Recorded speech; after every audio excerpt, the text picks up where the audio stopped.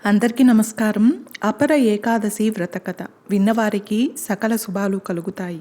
అపర ఏకాదశి వైశాఖ మాసం కృష్ణపక్షంలో వచ్చే అత్యంత పవిత్రమైన ఏకాదశి. 2026లో ఈ ఏకాదశి మే 13 బుధవారం నాడు వచ్చింది. అపర ఏకాదశి అంటే అపరిమితమైన పుణ్యఫలాన్నిచ్చేది అని అర్థం. దీనిని అచల ఏకాదశి లేదా భద్రకాళి ఏకాదశి అని కూడా పిలుస్తారు. ఈ రోజున ఉపవాసం ఉండి విష్ణుమూర్తిని పూజిస్తే బ్రహ్మహత్యా పాతకం వంటి ఘోర పాపాలు కూడా నశించి అపారమైన సంపద, కీర్తి, మోక్షం కలుగుతాయని పురాణాలు చెప్తున్నాయి. ఇంతటి విశేషమైన రోజు అపర ఏకాదశి కథను ఎవరైతే వింటారో వారికి సకల దరిద్రాలు తొలగిపోయి సకల శుభాలు కలుగుతాయి. అంతటి మహిమాన్వితమైన కథను ఇప్పుడు విందాం. ఈ కథను పూర్తిగా వినడానికి ప్రయత్నించండి. కథలోకి వెళ్లే ముందు ఒక్క లైక్ చేసి ఓం నమో నారాయణాయ అని కామెంట్ చేయండి. మీరిచ్చే చిన్న లైక్ నా ఛానల్ గ్రోత్కి ఎంతో సహాయపడుతుంది. ఇక కథలోకి వెళ్ళిపోదాం. ఒకసారి పాండవులలో పెద్దవాడైన ధర్మరాజు శ్రీకృష్ణుడితో ఇలా పలుకుతాడు. శ్రీకృష్ణ, మధుసూదన, వైశాఖ మాసంలో కృష్ణపక్షంలో వచ్చే ఏకాదశి పేరేమిటి? ఆ ఏకాదశి వ్రతాన్ని ఆచరిస్తే ఎటువంటి ఫలితం కలుగుతుందో దయచేసి నాకు వివరించు అని పాండవులలో పెద్దవాడైన ధర్మరాజు శ్రీకృష్ణ పరమాత్మను అడుగుతాడు. అప్పుడు శ్రీకృష్ణుడు ఇలా సమాధానం చెప్పాడు. ధర్మరాజా, వైశాఖ మాసంలో కృష్ణపక్షంలో వచ్చే ఏకాదశిని అపర ఏకాదశి అంటారు. అపర ఏకాదశి పవిత్రతను తెలిపే కథను ఇప్పుడు చెప్తాను, శ్రద్ధగా విను అంటూ ఇలా చెప్పడం ప్రారంభించాడు శ్రీకృష్ణుడు. పూర్వకాలంలో మాహిష్మతి నగరాన్ని మహిధ్వజుడు అనే ఒక రాజు పరిపాలిస్తూ ఉండేవాడు. అతను ప్రజలను తన కన్నబిడ్డల్లా చూసుకునేవాడు. ధర్మశీలుడు, గుణవంతుడు. కానీ అతని తమ్ముడు వజ్రధ్వజుడు అత్యాసపరుడు, జిత్తులమారి, అన్యాయపరుడు. వజ్రధ్వజుడికి రాజసింహాసనం మీద ఆశ ఉండేది. దీంతో పథకాన్ని పన్ని తన అన్న అయిన మహిధ్వజుడిని చంపి అతని మృతదేహాన్ని ఒక అడవిలో ఒక రావి చెట్టు కింద పాతిపెట్టాడు. ఆ విధంగా తన తమ్ముడైన వజ్రధ్వజుడు తనను చంపినందుకు ఆ రాజు యొక్క ఆత్మకు శాంతి కలగలేదు. అకాల మరణం కారణంగా మోక్షాన్ని పొందలేకపోయాడు మహిధ్వజుడు. ఆ తర్వాత అతను ఒక ఆత్మగా దెయ్యంగా ఆ చెట్టుపైనే ఉండి ఆ చెట్టు దారిలో వెళ్ళే ప్రతి ఒక్క బాటసారిని వెంటాడి చంపి వారిని తిని ఆకలి తీర్చుకుంటూ ఉండేవాడు. ఇలా కొన్ని రోజులు గడిచాయి. అయితే ఒకరోజు ఒక ఋషి ఆ మార్గం గుండా ప్రయాణిస్తూ ఉన్నాడు. అది వైశాఖ మాసం, ఎండలు ఎక్కువగా ఉన్నాయి. ఎండ తీవ్రత కారణంగా ఆ ఋషి నడిచి అలసిపోయి సేద తీరాలని ఆ రావి చెట్టు కింద కూర్చున్నాడు. ఇంతలో ఆ చెట్టుపై ఉన్న మహిధ్వజుని ఆత్మ క్రిందకు దూకి ఆ మునిని పట్టుకొని వేధించడం మొదలుపెట్టింది. దీంతో ఆ ఋషి భయంతో నారాయణుని నామాన్ని పలకడం ప్రారంభించాడు. ఆ నామం యొక్క దివ్య శక్తి వల్ల మహిధ్వజుడు ఋషి పాదాలపై పడి తనకు మోక్షాన్ని ఉపదేశించమని ఎన్నో విధాలుగా ప్రాధేయపడ్డాడు. అప్పుడు ఋషి తన దివ్య దృష్టితో ఆ ఆత్మ యొక్క గత జన్మ గురించి తెలుసుకొని ఇలా పలికాడు.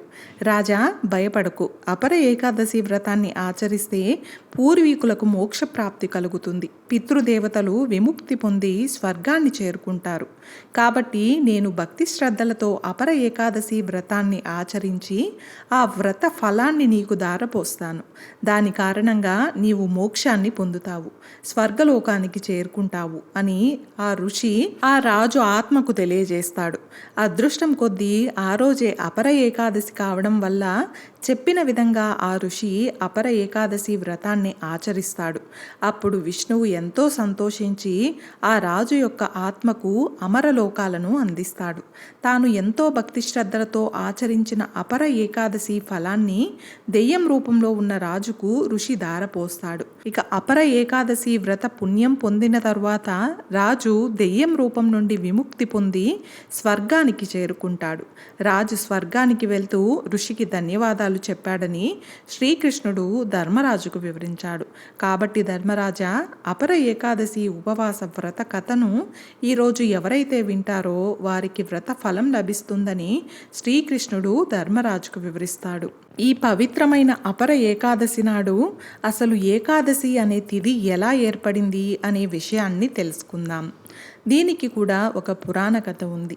కృతయుగంలో చంద్రావతి అనే నగరం రాజధానిగా చేసుకొని మురాసురుడు అనే రాక్షసుడు రాజ్యపాలన చేస్తూ ఉండేవాడు. అతను మహాబలవంతుడు. దేవతలను, ఋషులను, ప్రజానికాన్ని పట్టి పీడిస్తూ క్రూరంగా హింసించేవాడు. ఇంద్రాది దేవతలను సైతం ఓడించి త్రిమూర్తుల మీదకే కాలు దువ్వడం మొదలుపెట్టాడు ఆ మురాసురుడు. ఇక ఆ మురాసురుడి అకృత్యాలను భరించలేని దేవతలు ఆ బ్రహ్మరాక్షసుడి బారి నుంచి తమను కాపాడమంటూ వైకుంఠం చేరుకొని శ్రీ మహావిష్ణువును దర్శించుకొని తమ బాధలను మొరపెట్టుకున్నారు. ఆ రాక్షసుడి బారి నుండి తమను రక్షించమంటూ శ్రీహరిని వేడుకున్నారు. దాంతో శ్రీ మహావిష్ణువు యుద్ధానికి సన్నద్ధుడై మురాసురునితో తలపడ్డాడు. దీంతో ఇరువురికి మధ్య భీకరమైన యుద్ధం మొదలైంది. వందల సంవత్సరాలుగా యుద్ధం జరుగుతున్నప్పటికీ ఎవ్వరికీ స్పష్టమైన గెలుపు రాలేదు. దాంతో శ్రీహరికి భయపడిన మురాసురుడు సాగర గర్భంలోకి వెళ్ళి దాక్కుంటాడు. అతడిని బయటికి రప్పించేందుకు ఉపాయం పన్నిన నారాయణుడు తాను యుద్ధం వల్ల అలసిపోయినట్లుగా నటించి విశ్రాంతికై బద్రికాశ్రమంలో హైమవతి అనే గృహలోకి వెళ్ళి నిద్రిస్తున్నట్లుగా నటిస్తాడు. విష్ణుమూర్తి విశ్రాంతి తీసుకుంటున్న విషయం మురాసురునికి చేరింది. విష్ణువు నిద్రలో ఉండగానే అతన్ని సంహరించాలనుకుని నిదానంగా ఆ గృహకు చేరుకున్నాడు. కానీ విష్ణుమూర్తిది అంతా యోగ నిద్ర కదా. ఎప్పుడైతే చెడు తలంపుతో ఆయన దగ్గరకు మురాసురుడు చేరుకున్నాడో వెంటనే విష్ణుమూర్తిలో నుంచి ఒక శక్తి ప్రవహించి ఒక కన్య ఉద్భవించింది. దివ్యాస్త్రాలు చేతబట్టి కేవలం తన కంటి చూపుతోనే ఆ మురాసురుణ్ణి భస్మం చేసింది. తన రక్షణ కోసం ప్రత్యక్షమైన ఆ దేవిని చూసి శ్రీ మహావిష్ణువు చాలా ప్రసన్నుడయ్యాడు. ఆ కన్యకు ఏకాదశి అని పేరు పెట్టి ఏం వరం కావాలో కోరుకోమన్నాడు. అప్పుడు ఆమె సంతోషంతో, దేవా, మీ యొక్క దేహం నుండి ఉద్భవించిన నాకు ఏకాదశి అని పేరు పెట్టి నన్ను ధన్యురాలిని చేశారు. నేను జన్మించిన ఈరోజు నా నామంతో పిలువబడి ఈరోజు నా వ్రతం చేసుకొని ఉపవాసం జాగరణ చేసిన వారికి సకల పాపాలు తొలగి వైకుంఠ ప్రాప్తి కలిగేలా ఆశీర్వదించండి అని అడిగింది. ఆమె కోరికను విన్న శ్రీహరి ఎంతో ఆనందించి ఆ వరాన్ని ప్రసాదించడంతో ఏకాదశికి ఇంతటి విశిష్టత ఏర్పడింది. ఏకాదశి రోజు మురాసురుడు బియ్యంలో దాక్కుంటాడని, అందుకే బియ్యంతో చేసిన ఏ పదార్థము తినకుండా ఉండాలని అంటారు. ముర అంటే తామసిక, రాజసిక గుణాలకు, అరిషడ్ వర్గాలకు ప్రతీక. వీటిని ఉపవాసం, జాగరణ ద్వారా జయిస్తే సత్వగుణం లభించి తద్వారా ముక్తికి మార్గం ఏర్పడుతుంది. వరి అన్నంలో ముర నివాసం ఉంటాడు కనుక మందబుద్ధినిచ్చి జాగరూకతను దెబ్బతీస్తాడని చెప్తారు. ఇక అపర అంటే అపారమైన లేదా అంతులేని అని అర్థము. ఈ రోజున భక్తులు చేసే పూజలు, దాన ధర్మాల వల్ల అపారమైన పుణ్యఫలం దక్కుతుంది. కాబట్టి దీనికి ఆ పేరు వచ్చింది. తెలిసి తెలియక చేసే పాపాల నుంచి విముక్తి పొందడానికి, మానసిక ప్రశాంతతను దక్కించుకోవడానికి ఈ ఏకాదశి వ్రతం ఒక దివ్య ఔషధంలా పనిచేస్తుంది.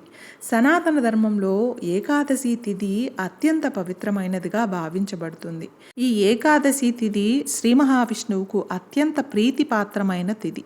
ఈ రోజున శ్రీ మహావిష్ణువును పూజించడం అత్యంత శుభప్రదంగా చెప్పవచ్చు. ప్రతి నెల శుక్లపక్షంలో, కృష్ణపక్షంలో వచ్చే ఏకాదశి రోజున ఉపవాసం ఉండి శ్రీ మహావిష్ణువును పూజించిన వారికి విష్ణులోక ప్రాప్తి కలుగుతుందని పురాణాలు చెప్తున్నాయి. అయితే అపర అంటే అపారమైన పుణ్యం, అచలమైన ఫలితం అని అర్థము. ఈ రోజున శ్రీ మహావిష్ణువును భక్తి శ్రద్ధలతో ఆరాధిస్తే సంపద, శ్రేయస్సు మరియు మంచి అదృష్టం కలుగుతాయని విశ్వాసం. అలాగే తెలియక చేసిన పాపాల నుంచి విముక్తి లభిస్తుందని పురాణాలు చెప్తున్నాయి. ఈ అపర ఏకాదశినే అచల ఏకాదశి, భద్రకాళి ఏకాదశి అని కూడా పిలుస్తారు. అపర అంటే సంస్కృత పదంలో అపరిమితమైన లేదా అంతులేని అని అర్థము.